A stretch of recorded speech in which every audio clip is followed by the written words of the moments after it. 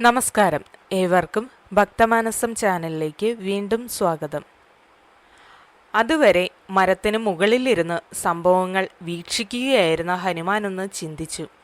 ഞാൻ എങ്ങനെയാണ് ശ്രീരാമൻ്റെ ദൂതനാണെന്ന് ദേവിയെ ബോധ്യപ്പെടുത്തുക? പെട്ടെന്ന് ഞാൻ മുൻപിൽ പ്രത്യക്ഷപ്പെട്ടാൽ രാവണൻ്റെ മറ്റൊരു സൂത്രമാണെന്നേ ദേവി വിചാരിക്കൂ. ഹനുമാൻ മറ്റൊരു സൂത്രം കണ്ടുപിടിച്ചു. രാമൻ്റെ കഥകൾ മനോഹരമായി പാടാൻ തുടങ്ങി. സീത രാമകഥ കേട്ട് അത്ഭുതപ്പെട്ടു. സീത മുകളിലേക്ക് നോക്കിയപ്പോൾ മരക്കൊമ്പിൽ ഒരു കൊച്ചു കുരങ്ങൻ ഇരിക്കുന്നത് കണ്ടു. ഹനുമാൻ സാവധാനം ഇറങ്ങി വന്ന് സീതയുടെ സമീപത്തെത്തി. എന്നിട്ട് ചോദിച്ചു, അമ്മേ, അവിടുത്തെ കണ്ണീരും കഥനവും കണ്ടിട്ട് അവിടുന്ന് ഒരു രാജകുമാരിയാണെന്ന് തോന്നുന്നു. ഞാൻ അന്വേഷിക്കുന്ന സീതയാണോ അവിടുന്ന്? അതെ, ഞാൻ സീതയാണ്. നിനക്ക് എൻ്റെ ഭർത്താവിനെ അറിയാമെന്ന് തോന്നുന്നു. നീ ആരാണ്? ഞാൻ ശ്രീരാമൻ്റെ ദൂതനാണ്. ഹനുമാൻ എന്നാണ് എൻ്റെ പേര്. രാമൻ്റെ കൽപ്പന പ്രകാരമാണ് ഞാൻ വന്നിട്ടുള്ളത്. ഹനുമാന്റെ വാക്കുകൾ കേട്ടപ്പോൾ സീതയ്ക്ക് ഒത്തിരി സന്തോഷമായി. രാമനെയും ലക്ഷ്മണനെയും പറ്റി കൂടുതൽ കേൾക്കാൻ സീതയ്ക്ക് തിടുക്കമായി. പക്ഷേ ഉള്ളിൽ ഒരു സംശയം തലപൊക്കി. ഈ കുരങ്ങൻ രാവണൻ തന്നെ വേഷം മാറി വന്നതായിരിക്കുമോ? സീത ഒന്ന് കണ്ണുകൾ അടച്ചു. രാമനെ പറ്റിയും രാമനെ എങ്ങനെ കണ്ടുമുട്ടി എന്നതിനെ പറ്റിയും നീണ്ട വിവരണം തന്നെ നടത്തി. താൻ കൊണ്ടുവന്ന രാമന്റെ മുദ്രമോതിരം സീതയുടെ കയ്യിൽ വെച്ചുകൊടുത്തു. എന്നിട്ട് പറഞ്ഞു, അമ്മേ, ഞാൻ മടങ്ങിപ്പോയി വിവരം അറിയിച്ചിട്ട് ഉടൻ തന്നെ രാമനെ കൂട്ടിക്കൊണ്ടുവരാം. അദ്ദേഹം അവിടുത്തെ ഈ ബന്ധനത്തിൽ നിന്ന് മോചിപ്പിക്കും. പക്ഷേ അമ്മ എന്തിനാണ് ഇത്രയും കഷ്ടപ്പെടുന്നത്? ഇപ്പോൾ തന്നെ അമ്മയെ എടുത്ത് സമുദ്രം താണ്ടി ഞാൻ രാമന്റെ അടുത്ത് എത്തിക്കാം. സീത ഒന്ന് ആശ്ചര്യപ്പെട്ടു പോയി. എങ്ങനെയാണ് ഈ കൊച്ചു കുരങ്ങൻ എന്നെ എടുത്ത് സമുദ്രം കടക്കാൻ കഴിയുക? സംശയം തീർക്കാൻ എന്ന പോലെ ഹനുമാൻ സ്വന്തം രൂപം വലുതാക്കാൻ തുടങ്ങി. സീത ഹനുമാനെ അത്ഭുതത്തോടെ നോക്കി. സീത പറഞ്ഞു, ഹനുമാൻ, നിന്റെ ശക്തിയെപ്പറ്റി എനിക്ക് സംശയമില്ല. എന്നാൽ നീ എന്നെ എടുത്ത് കൊണ്ടുപോകുന്നത് ശരിയല്ല. വഴിയിൽ ആകാശത്ത് വെച്ച് മാരകമായ ആയുധങ്ങളുമായി രാക്ഷസന്മാർ നിന്നെ ആക്രമിച്ചേക്കാം. അപ്പോൾ എന്നെ ചുമന്നുകൊണ്ട് നിനക്ക് അവരുമായി യുദ്ധം ചെയ്യേണ്ടി വരും. മാത്രമല്ല, നീ എന്നെ എടുത്തുകൊണ്ടു പോയാൽ എൻ്റെ ഭർത്താവിന് ബഹുമതി കിട്ടില്ല.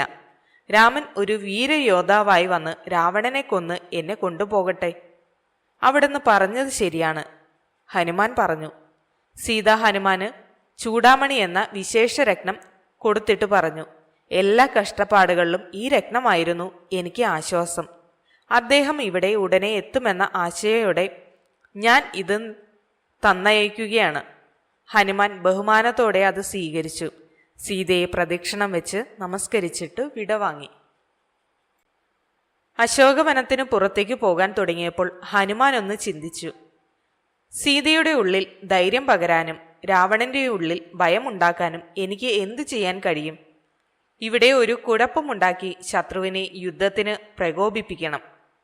ഹനുമാൻ മരങ്ങൾ പിഴുതെറിയാനും പുഷ്പോദ്യാനം ചവിട്ടി നശിപ്പിക്കാനും വീടുകളുടെ മേൽക്കൂരകൾ മറിച്ചിടാനും തുടങ്ങി.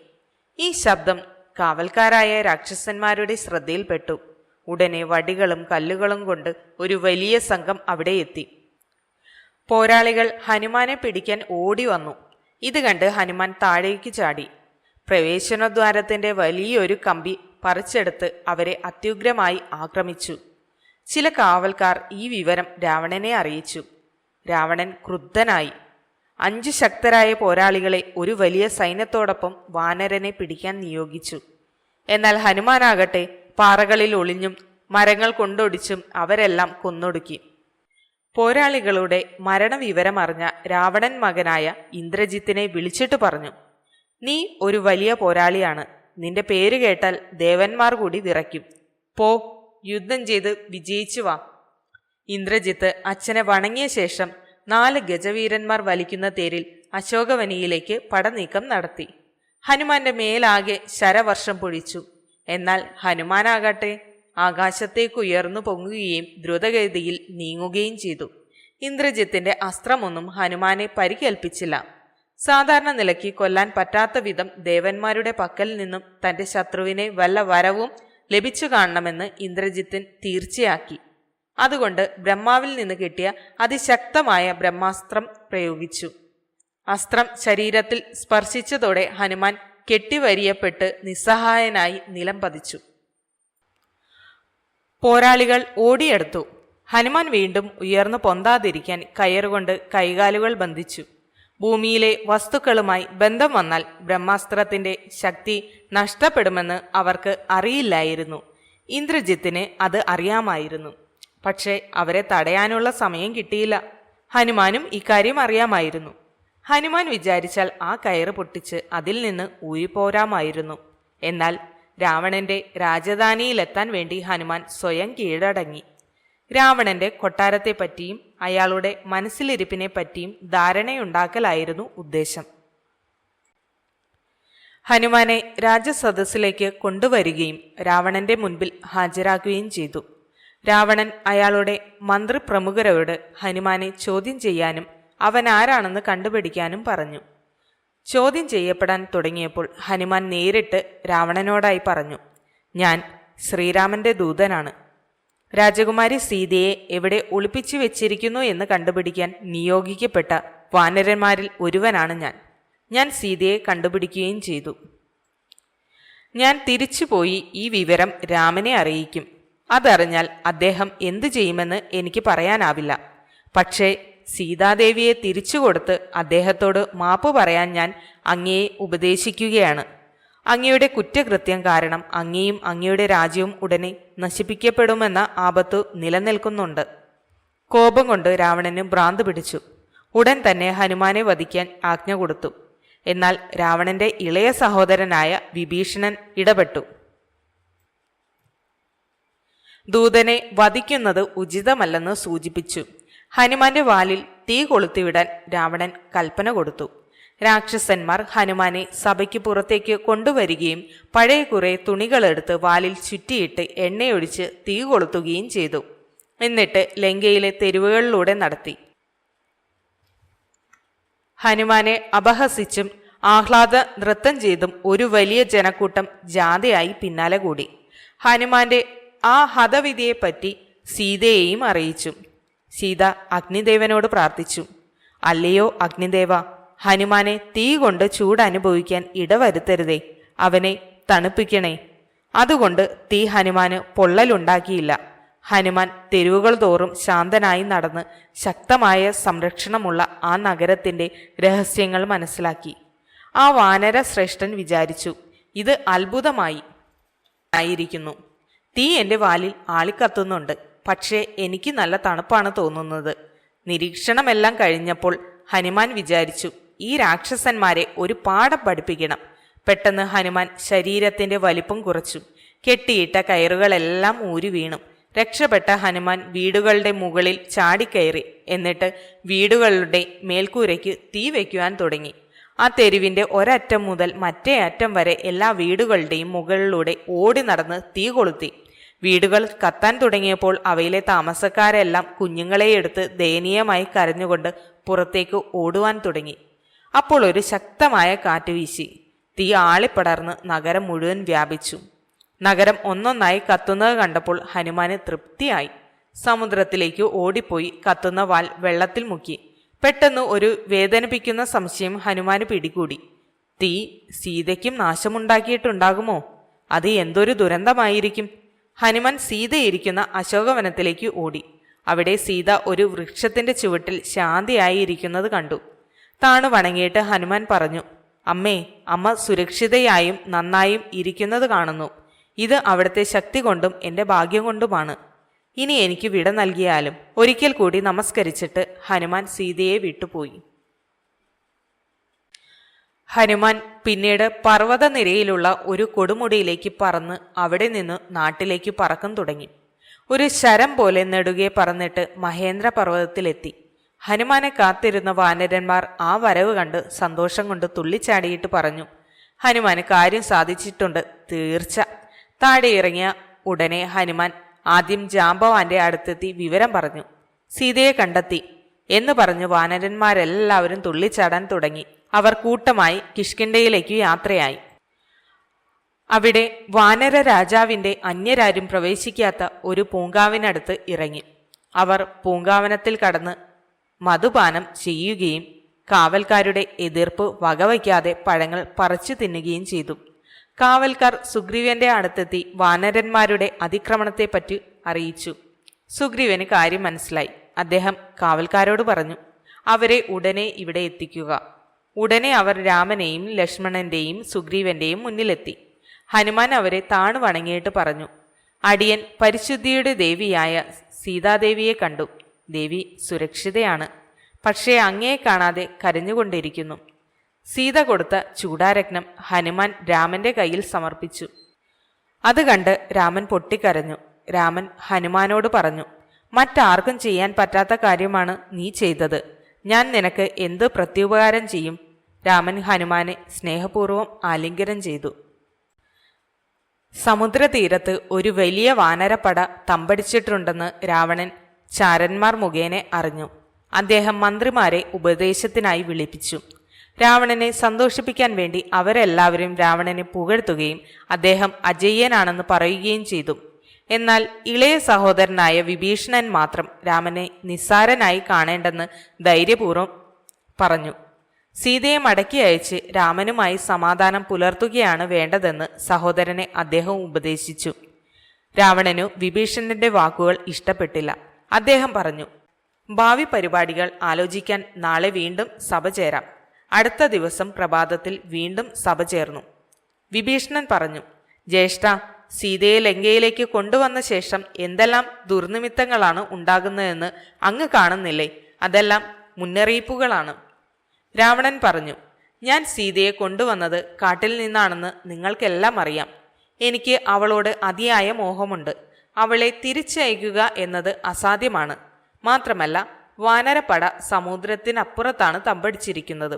അവർക്ക് സമുദ്രം കടന്ന് ഇങ്ങോട്ട് വരാൻ സാധ്യമല്ല. ഇനി അഥവാ വന്നാലും നമ്മൾ എന്തിന് അവരെ പേടിക്കണം? മറ്റൊരു ഇളയ സഹോദരനായ കുംഭകർണനുമായി കൂടിയാലോചിച്ചപ്പോൾ അയാൾ പറഞ്ഞു, ജ്യേഷ്ഠൻ തന്നെത്താൻ ഒരു വലിയ ആപത്തിലാണ് അകപ്പെട്ടിരിക്കുന്നതെന്ന് എനിക്ക് തോന്നുന്നു. കട്ടുകൊണ്ടുവരുന്നതിനു മുൻപ് രാമനുമായി നേരിട്ട് ഏറ്റുമുട്ടി അയാളെ വധിക്കേണ്ടതായിരുന്നു. ഇപ്പോൾ ഏറെ വൈകിയിരിക്കുന്നു. ഈ പ്രതിസന്ധി ഘട്ടത്തിൽ ഞങ്ങളുടെ ഉപദേശം തേടിയിട്ട് എന്ത് പ്രയോജനം? ഒരു രാജാവ് പ്രവർത്തിക്കേണ്ടത് ഇങ്ങനെയല്ല. തന്റെ പ്രിയപ്പെട്ട സഹോദരനെ ദുഃഖിതനായി കണ്ട് കുംഭകർണൻ വീണ്ടും പറഞ്ഞു, ജ്യേഷ്ഠൻ തീരെ പേടിക്കേണ്ട. ഞാൻ ശത്രുക്കളുമായി യുദ്ധം ചെയ്യാം. രാമനെയും ലക്ഷ്മണനെയും വധിക്കാം. ആദ്യ പിടിക്കാതിരിക്കും. യുദ്ധത്തിനായി തയ്യാറായിക്കൊള്ളും. എന്നാൽ വിഭീഷണൻ വീണ്ടും രാമനോട് അപേക്ഷിച്ചു, നമ്മൾ സീതയുടെ രൂപത്തിൽ മരണത്തെയാണ് കൊണ്ടുവന്നിരിക്കുന്നത്. അതുകൊണ്ട് രാമനോട് ക്ഷമ ചോദിച്ച് രാജ്യത്തെ രക്ഷിക്കുക. ഇത് കേട്ടതോടെ രാവണന് ക്ഷമയറ്റു. രാവണൻ പറഞ്ഞു, ഇതുവരെ ഞാൻ നിന്റെ വാക്കു ക്ഷമയോടെയാണ് കേട്ടുനിന്നത്. നീ എൻ്റെ സഹോദരനായതുകൊണ്ട് മാത്രമാണ് ഇതെല്ലാം കേട്ടത്. പക്ഷേ നീ നമ്മുടെ വംശത്തിനു തന്നെ അപമാനമാണ്. രാവണന്റെ കൂടെ നിൽക്കുന്നത് ബുദ്ധിയല്ലെന്ന് വിഭീഷണന് തോന്നി. തന്റെ 4 വിശ്വസ്ത സേവകരുമായി വിഭീഷണൻ ആകാശത്തേക്ക് ഉയർന്നു. എന്നിട്ട് രാമന്റെ വാസസ്ഥാനം ലക്ഷ്യമാക്കി ആകാശത്തിലൂടെ യാത്രയായി. 5 രാക്ഷസന്മാർ ആകാശത്തു നിന്ന് ഇറങ്ങി വരുന്നത് കണ്ട വാനരന്മാർ ഓടിപ്പോയി രാമനെ വിവരമറിയിച്ചു. സുഗ്രീവനും മറ്റും ഈ അതിഥികളെ വിശ്വസിക്കരുതെന്ന് രാമനെ ഉപദേശിച്ചു. പക്ഷെ ബുദ്ധിമാനായ ഹനുമാന് വിഭീഷണനെ അറിയാമായിരുന്നു. വിഭീഷണൻ ധൈര്യസമേതം ഇവിടേക്ക് വന്നത് തന്നെ അദ്ദേഹത്തിന്റെ ആത്മാർത്ഥത തെളിയിക്കാനായിരിക്കുന്നുവെന്ന് ഹനുമാൻ പറഞ്ഞു. അദ്ദേഹത്തിന് തന്റെ ഉപദേശം വ്യക്തമാക്കാൻ ഒരവസരം കൊടുക്കണം. അവരുടെ വ്യത്യസ്തങ്ങളായ അഭിപ്രായങ്ങൾ കേട്ട് രാമൻ ശാന്തനായി പറഞ്ഞു, ഞാൻ അങ്ങയുടേതാണ് എന്ന് പറഞ്ഞ് ആര് എന്നെ അഭയം പ്രാപിക്കുന്നുവോ അയാൾക്ക് ഞാൻ ഉടനെ ആശ്രയം നൽകും. അതാണ് ഞാൻ എടുത്തിരിക്കുന്ന പ്രതിജ്ഞ. അതിൽ നിന്നു പിന്മാറാൻ എനിക്കാവില്ല. വിഭീഷണനെ ഇവിടെ കൊണ്ടുവരും. അത് വിഭീഷണനായാലും രാവണൻ തന്നെയായാലും ഞാൻ അഭയം കൊടുക്കും. അദ്ദേഹത്തിന്റെ സൗഹൃദം രാമൻ സ്വീകരിച്ചു. വിഭീഷണനെ ലങ്കയിലെ ഭാവി രാജാവായി അഭിഷേകം ചെയ്യുകയും ചെയ്തു. സുഗ്രീവനും ലക്ഷ്മണനും വിഭീഷണനും കൂടി സമുദ്രം എങ്ങനെ തരണം ചെയ്യാം എന്നതിനെപ്പറ്റി ചർച്ച ചെയ്തു. സമുദ്രാധീപനായ വരുണനോട് ഒരു വഴിയുണ്ടാക്കി തരാനായി രാമൻ 3 ദിവസം പ്രാർത്ഥിച്ചു. ഒരു മറുപടിയും കാണാഞ്ഞ് രാമൻ കുപിതനായി ബ്രഹ്മാസ്ത്രമെടുത്ത് സമുദ്രത്തിന് നേരെ തൊടുക്കുവാൻ ഒരുങ്ങി. ഉടനെ സമുദ്രത്തിൽ നിന്നും വരുണൻ പ്രത്യക്ഷനായി തൊഴുതുകൊണ്ട് പറഞ്ഞു, ഭീകരവും അഗാധവും കീഴടക്കാൻ കഴിയാത്തതുമായ എൻ്റെ സ്വഭാവം എനിക്കെങ്ങനെ ഉപേക്ഷിക്കാനാവും? ജലം പകുത്തുകൊണ്ട് ഒരു നനവില്ലാത്ത പാത നൽകാൻ കഴിയില്ല. അതിനാൽ ഞാൻ അങ്ങയെ മറ്റൊരു വിധത്തിൽ സഹായിക്കാം. പാറക്കല്ലുകളും മരങ്ങളും കൊണ്ട് വാനരന്മാർ ഒരു പാലം പണിയട്ടെ. അങ്ങയുടെ സേന സമുദ്രം കടക്കുമ്പോൾ എൻ്റെ ജീവികളായ തിമിംഗലം, സ്രാവ്, മുതല എന്നിവ നിങ്ങളുടെ സേനയെ ഉപദ്രവിക്കാതിരിക്കാൻ ഞാൻ നോക്കിക്കൊള്ളാം. പാലം പണിയാനുള്ള സഹായവും ഞാൻ ചെയ്യാം. ആയിരക്കണക്കിന് വാനരന്മാർ വലിയ ഉത്സാഹത്തോടെ ആ വലിയ ജോലിക്കായി പുറപ്പെട്ടു. അവർ വനത്തിനുള്ളിൽ പ്രവേശിച്ച് മരങ്ങൾ കടപുഴക്കിയെടുത്ത് സമുദ്രത്തിലേക്ക് വലിച്ചു കൊണ്ടുവന്നു. വലിയ രസത്തോടെ മലഞ്ചെരുവിൽ നിന്ന് വലിയ പാറകൾ വെള്ളത്തിനടിയിലേക്ക് ഉരുട്ടിക്കൊണ്ടുവന്നു. മരങ്ങളും പാറകളും പറിച്ചെടുക്കുമ്പോൾ അവർ ആട്ടവും പാട്ടവും പൊട്ടിച്ചിരിയുമായി ആഹ്ലാദിച്ചു. ആവശ്യത്തിനുള്ള സാധനങ്ങൾ എത്തിച്ചേർന്നപ്പോൾ വലിയ ശില്പിയായ നളൻ പാലം പണിയാൻ തുടങ്ങി. 5 ദിവസം കൊണ്ട് പാലം പണി കഴിച്ചു. ആ പാലം ഉപയോഗിച്ച് വാനരപ്പട ലങ്കയിലേക്കും കടന്നു. രാമൻ അഗന്തനെ വിളിച്ചിട്ട് പറഞ്ഞു, രാജകുമാര, താങ്കൾ രാവണന്റെ അടുത്തുപോയി എൻ്റെ ഒരു സന്ദേശം രാവണന് നൽകണം. അഗന്തൻ ഉടനെ തന്നെ ആകാശത്തേക്ക് ഉയർന്നു പൊങ്ങി രാവണന്റെ കൊട്ടാരത്തിലെത്തി. സ്വയം പരിചയപ്പെടുത്തിയ ശേഷം അഗന്തൻ പറഞ്ഞു, മഹാരാജാവേ, ഞാൻ രാമന്റെ ഒരു സന്ദേശവുമായാണ് വന്നിട്ടുള്ളത്. നിങ്ങളുടെ അന്ത്യം അടുത്തു. യുദ്ധത്തിനാണ് പുറപ്പെടുന്നതെങ്കിൽ ലങ്കയിലെ സർവരെയും വെടിയാൻ തയ്യാറായിക്കൊള്ളുക. രാവണൻ രോഷം കൊണ്ട് ജ്വലിച്ചു. ആ വാനരനെ പിടിക്ക്, അവനെ കൊല്ല്. അയാൾ അലറി. ഉടനെ 2 രാക്ഷസന്മാർ അംഗദനെ പിടിച്ചു. എന്നാൽ രാക്ഷസന്മാരെ ഒറ്റ തൊടി കൊണ്ട് വീഴ്ത്തിയിട്ട് അംഗദൻ ഒറ്റച്ചാട്ടത്തിന് സ്വന്തം താവളത്തിലെത്തി. സീതയെ എങ്ങനെയെങ്കിലും വശത്താക്കിയാൽ തകർന്ന ഹൃദയവുമായി അപമാനിതനായി രാമൻ പൊയ്ക്കൊള്ളുമെന്ന് രാവണൻ വിചാരിച്ചു. ഒരു ദുർമന്ത്രവാദം ചെയ്യാൻ അയാൾ ആലോചിച്ചു. അതുപ്രകാരം ഒരു മന്ത്രവാദിയെ വിളിച്ച് രാമന്റെ മുഖം പോലെ ഒരു മുഖം സൃഷ്ടിക്കാൻ അയാൾ പറഞ്ഞു. ഒരു നീണ്ട വാളും ആ മുഖവുമായി അശോകവനത്തിന് സമീപം കാത്തു നിൽക്കാൻ മന്ത്രവാദിയോട് രാവണൻ ആജ്ഞാപിച്ചു. അതിനുശേഷം രാവണൻ സീതയുടെ സമീപം ചെന്ന് വീരവാദം മുഴക്കിക്കൊണ്ട് താൻ അവസാനം രാമനെ വധിച്ചുവെന്നു പറഞ്ഞു. ഞാൻ ആ നിസ്സാര ജീവിയെ, അതായത് നിന്റെ ഭർത്താവിനെ കൊന്നു. ഇനി എനിക്ക് നിന്നെ സ്വന്തമാക്കാൻ നിന്നോട് യാചിക്കേണ്ടതില്ല. നീ ഇപ്പോൾ എൻ്റേതാണ്. നിനക്ക് മനസ്സിലായോ? നിന്റെ ഭർത്താവ് കൊല്ലപ്പെട്ടു. അത്രയും പറഞ്ഞ് രാവണൻ ആ വാളും മുഖവും സീതയുടെ മുന്നിൽ വെച്ചു. രക്തവും പൊടിയും പുരണ്ട ആ തല കണ്ട് സീത നിലവിളിച്ചു. ബോധം കെട്ട് വീഴുകയും ചെയ്തു. അതിനിടയിൽ ഒരു ദൂതൻ വന്ന് മന്ത്രിമാരും സൈനാധിപന്മാരും രാവണന്റെ സാന്നിധ്യം ഉടൻ ആവശ്യപ്പെടുന്നതായി അറിയിച്ചു. അതിനാൽ രാവണൻ സീതയെ വിട്ട് രാജസദസ്സിലേക്ക് പോയി. അയാൾ പോയപ്പോൾ മായാജാലം കൊണ്ട് നിർമ്മിച്ച ആ തലയും ഒരു പുകപടലം പോലെ മാഞ്ഞുപോയി. സീതയുടെ സമീപത്തുണ്ടായിരുന്ന സരമ എന്ന രാക്ഷസി സീതയെ സമാധാനിപ്പിച്ചുകൊണ്ട് പറഞ്ഞു, രാമനെ ആരും വധിച്ചിട്ടില്ല. അദ്ദേഹം സുരക്ഷിതനായി ഇപ്പോഴും ജീവിച്ചിരിക്കുന്നു. നിന്നെ മന്ത്രവാദം കൊണ്ട് മയക്കിയതാണ്. അവർ കൊണ്ടുവന്നത് മാന്ത്രിക തലയായിരുന്നു. രാമൻ ലങ്കയിലെത്തിയിട്ടുണ്ട്. അദ്ദേഹം യുദ്ധത്തിനൊരുങ്ങുന്നതാണ്. അത് പറയുമ്പോഴേക്കും വാനരപ്പടം മുഴക്കുന്ന യുദ്ധകാഹളങ്ങളും ഭേരീനാദവും സീതയുടെ കാതിൽ വന്നു പതിക്കാൻ തുടങ്ങി. സീതയുടെ ഉള്ളിൽ ആഹ്ലാദം നിറഞ്ഞു. രാമൻ വാനരസേനയ്ക്ക് ആക്രമിക്കാൻ ഉത്തരവ് കൊടുത്തു. അവർ മുന്നോട്ട് കുതിച്ച് നഗര കവാടങ്ങളിലേക്കും ഭിത്തികളിലേക്കും വലിയ പാറകൾ എറിയാൻ തുടങ്ങി. രാക്ഷസന്മാർ പുറത്തേക്ക് വന്നു വാനരന്മാരെ ആക്രമിച്ചു. വാനര സൈന്യം രാക്ഷസന്മാരെ നേരിടാൻ വലിയ മരങ്ങളും പാറകളും പുഴക്കിയെടുത്തു. ഇരുവിഭാഗങ്ങളിലും ആയിരക്കണക്കിന് പടയാളികൾ മരിച്ചു വീണു. യുദ്ധം തുടർന്നുകൊണ്ടേയിരുന്നു. ഇന്ദ്രജിത്തിനെ ആക്രമിച്ച് അയാളുടെ കുതിരകളെയും തേരാളികളെയും കൊന്നുകൊണ്ട് അംഗദൻ മികവ് കാട്ടി. ആകാശത്തേക്ക് ഉയർന്ന ഇന്ദ്രജിത്ത് സ്വയം അപ്രത്യക്ഷനായ ശേഷം രാമന്റെയും ലക്ഷ്മണന്റെയും നേരെ മാരകമായ നാഗാസ്ത്രങ്ങൾ പ്രയോഗിച്ചു. നാഗങ്ങൾ രാജകുമാരന്മാരെ മേലാസകലം കടിക്കുകയും ബന്ധിക്കുകയും ചെയ്തു. രാമലക്ഷ്മണന്മാർ വളരെയധികം ചോര വാർന്ന് കൈകാലുകൾ ബന്ധിക്കപ്പെട്ട് ഉടനെ തറയിൽ വീണു. രാമനും ലക്ഷ്മണനും തറയിൽ വീണത് കണ്ട് വാനരന്മാർ ഭയചകിതരായി ചിതറിയോടി. രാമനും ലക്ഷ്മണനും മരിച്ചുവെന്ന് ഇന്ദ്രജിത്ത് വിചാരിച്ചു. അയാൾ രാവണന്റെ അരികിൽ ഓടിയെത്തിയിട്ട് ശത്രുക്കൾ മരിച്ചുപോയതായി പ്രഖ്യാപിച്ചു. മകന്റെ വിജയവാർത്ത കേട്ട് രാവണൻ അത്യന്തികം ആഹ്ലാദിച്ചു. അതിനിടയ്ക്ക് ആഴിയെയും അന്തരീക്ഷത്തെയും ചുഴറ്റിക്കൊണ്ട് അതിശക്തമായൊരു കാറ്റ് വന്നു. അതിനിടയിൽ നിന്ന് ദിവ്യശരീരിയായ ഒരു വലിയ കഴുകൻ പ്രത്യക്ഷപ്പെട്ടു. വാനരന്മാർ ആകാശത്തേക്ക് നോക്കിയപ്പോൾ ആ കഴുകൻ വലിയ ചിറകുകളടിച്ച് താഴെ ഇറങ്ങി വരുന്നത് കണ്ടു. കഴുകനെ കണ്ട മാത്രയിൽ രാമലക്ഷ്മണന്മാരെ ബന്ധിച്ചിരുന്ന സർപ്പങ്ങൾ ഓടിമറഞ്ഞു. ആ കഴുകൻ രാമലക്ഷ്മണന്മാരുടെ ശരീരങ്ങളെ തൻ്റെ ചിറകുകൾ കൊണ്ട് ഒടിഞ്ഞു. ഉടനെ തന്നെ അവരുടെ മുറിവുകൾ അപ്രത്യക്ഷമാവുകയും ശക്തി തിരിച്ചു കിട്ടുകയും ചെയ്തു. ഒരു ദീർഘനിദ്ര കഴിഞ്ഞതുപോലെ അവർ ഉന്മേഷന്മാരായി ഉണർന്നെഴുന്നേറ്റു. ഈ വലിയ പരിവർത്തനം കണ്ട് അത്ഭുതപ്പെട്ടുപോയ രാമൻ ആ ദിവ്യാതിഥിയോട് അങ്ങ് ആരാണെന്ന് ചോദിച്ചു. ഞാൻ പക്ഷിരാജാവായ ഗരുഡനാണ്. എന്നെ കാണുന്ന മാത്രയിൽ സർപ്പങ്ങളെല്ലാം ഓടിമറയും. എന്റെ സ്പർശനത്താൽ സർപ്പവിഷമെല്ലാം നിർവീര്യമാകും. രാമലക്ഷ്മണന്മാർ പരിപൂർണ സുഖം പ്രാപിച്ചതു കണ്ട് വാനരന്മാർ വീണ്ടും രാവണന്റെ കോട്ട ആക്രമിക്കാൻ തുടങ്ങി. രാവണൻ തന്റെ പേര് കേട്ട പല പടത്തലവന്മാരെയും അയച്ചു. വാനരവീരന്മാർ അവരെയെല്ലാം കൊന്നൊടുക്കി.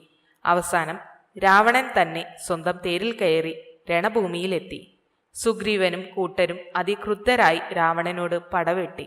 രാമനും ഹനുമാനും തമ്മിൽ അതിഭയങ്കരമായ യുദ്ധം നടന്നു. രാവണൻ രാമനെയും ലക്ഷ്മണനെയും യുദ്ധത്തിനായി വെല്ലുവിളിച്ചു. എന്നാൽ രാവണൻ ബ്രഹ്മാവ് നൽകിയ ശക്തി എന്നു പേരായ അതിശക്തമായ അസ്ത്രമെടുത്ത് സർവശക്തിയും സംഭരിച്ച് ലക്ഷ്മണനെതിരെ തൊടുത്തു. അത് ഇടിമിന്നൽ പോലെ ലക്ഷ്മണന്റെ നെഞ്ചിൽ പതിച്ചു. ലക്ഷ്മണൻ ബോധം കെട്ടു വീണു. ഹനുമാൻ ലക്ഷ്മണനെ താങ്ങിയെടുത്തു രാമന്റെ സമീപം എത്തിച്ചു. എന്നിട്ട് മയക്കത്തിൽ നിന്ന് ഉണർത്തി. അതിനുശേഷം ഹനുമാൻ രാവണന്റെ മേൽ ചാടി വീണ് ശക്തമായി മുഷ്ടി ചുരുട്ടി ഇടിച്ചു. രാവണന്റെ മൂക്കിൽ നിന്നും വായിൽ നിന്നും ചോര ഒഴുകാൻ തുടങ്ങി. ഇപ്പോൾ രാമൻ രണഭൂമിയിലേക്ക് ഇറങ്ങി. രാമന്റെ ഘോരമായ കടന്നാക്രമണം ചെറുത്തു നിൽക്കാൻ രാവണനായില്ല. അയാൾക്ക് മാരകമായി മുറിവേറ്റു.